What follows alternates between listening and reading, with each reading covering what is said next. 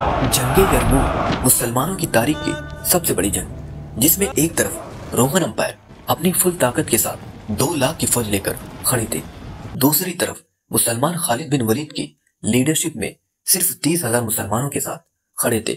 मुसलमान पहले खलीफा हजरत अबू बकर रज़ियल्लाहु के दौर में उस टाइम की 2 सुपर पावर रोमन और पर्शियन अंपायर से पंगा ले लिया था, और जब हजरत उमर रज़ियल्लाहु खलीफा बने तो मुसलमान खालिद बिन वलीद की लीडरशिप में इन दोनों अंपायर से ये सारा इलाका फतह कर लिया था।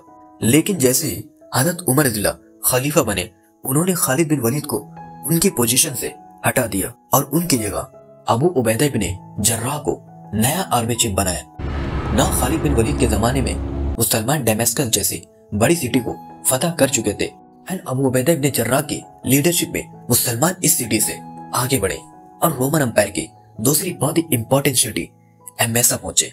एमेसा कोई आम सिटी नहीं थी, इसकी लंबी लंबी दीवारें थी और इन दीवारों के सामने एक बहुत बड़ी नहर बनाई गई ताकि कोई भी इस सिटी की दीवारों तक ना पहुंच सके।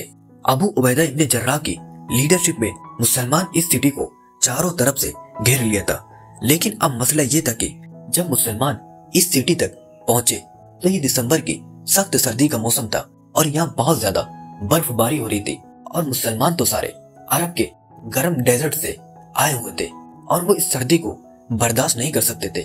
काफी अरसा गुजरने के बाद मुसलमान इस सिटी को फतह नहीं कर सके और आखिर एक दिन मुसलमानों ने फैसला किया कि अब हम थक चुके हैं और वो इस सिटी को छोड़कर वापस जाने लगे।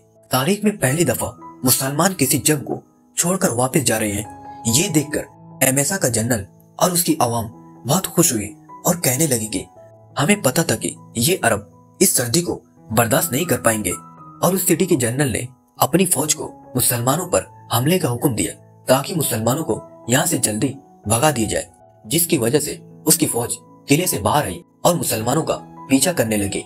जैसे ही ये फौज किले से थोड़ा बाहर आई तो मुसलमानों की फौज अचानक रुक गई और उन पर हमला कर दिया। एट द सेम टाइम मुसलमानों की उन 2 फौजों ने भी आकर उन पर हमला कर दिया। इस तरह ये सारी फौज खत्म हो गई और उनका जनरल मारा गया। मुसलमानों की आर्मी की जबरदस्त प्लानिंग को देखकर यही लगता है कि ये जरूर खालिद बिन वलीद का मशवरा होगा। अबू उबैदा मुसलमानों की फौज लेकर वापस सिटी के पास आए। एमेसा के लोग जो अब तक बहुत खुश हो रहे थे, ये देखकर उनका सारा हौसला टूट गया और उन्होंने सिटी के गेट्स खोल दिए और अबू उबैदा के सामने सरेंडर कर दिया। अब फाइनली टाइम आ चुका था कि मुसलमान शाम सीरिया से निकलकर रोमन अंपायर के कैपिटल तुर्की में कॉन्स्टेंटिनोपल, जिसे आज इस्तांबुल कहा जाता है, उसकी तरफ बढ़ते। लेकिन अचानक एक मैसेंजर मुसलमानों के कैपिटल मदीना से खलीफा उमर इब्ने खत्ताब का एक बहुत ही अहम लेटर लेकर मदीना से एमेसा पहुंचा, और इस मैसेंजर ने ये लेटर सीधा अबू उबैदा तक पहुंचाया। और इस लेटर में बहुत ही अजीब बात लिखी थी। इसमें लिखा था कि बस इससे आगे मुसलमानों की फौज को बढ़ने की इजाजत नहीं है, और ये क्लियरली लिखा हुआ था कि एमेसा के बाद कोई भी दूसरा इलाका फतह नहीं करना। एंड इसके बाद अबू उबैदा और मुसलमानों की सारी फौज हजरत उमर रज़ियल्लाहु के इस ऑर्डर को बगैर किसी क्वेश्चन के मान लिया। लेकिन अब हजरत उमर रज़ियल्लाहु के इस ऑर्डर से एक बहुत बड़ा मसला ये हुआ कि मुसलमानों की फौज की स्पीड जो हजरत खालिद बिन वलीद के हटने की वजह से बहुत स्लो हो गई थी, अब बिल्कुल ही खत्म हो गई। बट एक सवाल की आखिर हजरत उमर रज़ियल्लाहु ने मुसलमानों की फौज को आगे बढ़ने से क्यों रोक रहे थे?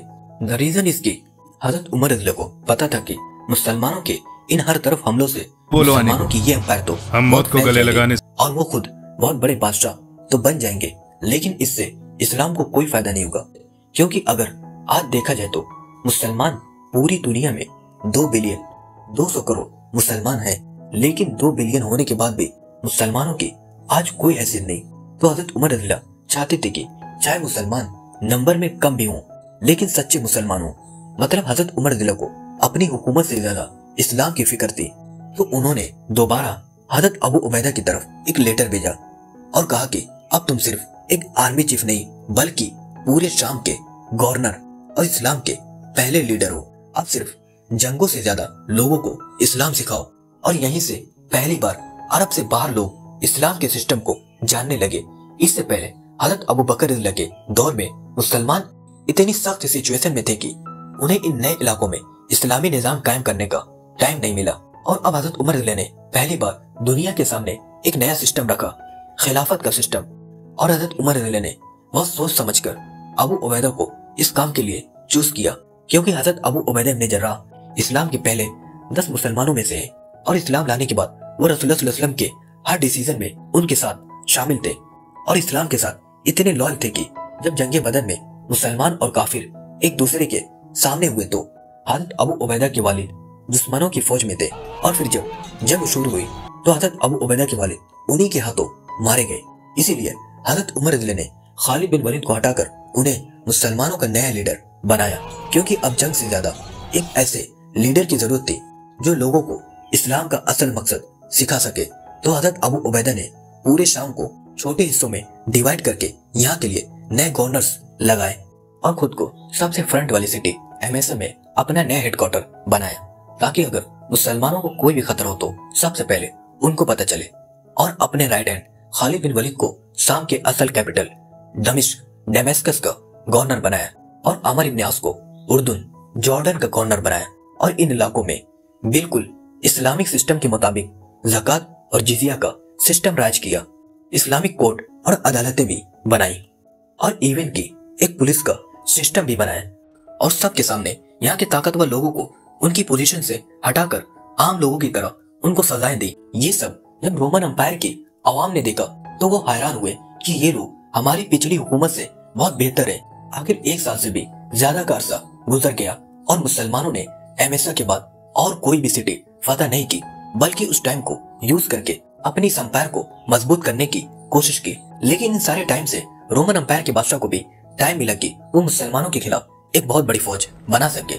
लेकिन अब रोमन एम्पायर इतनी कमजोर हो चुकी थी कि मजबूरन रोमन एम्पायर के बादशाह हेराक्लुस ने एक ऐसा काम किया जो इससे पहले सोचना भी इम्पॉसिबल था।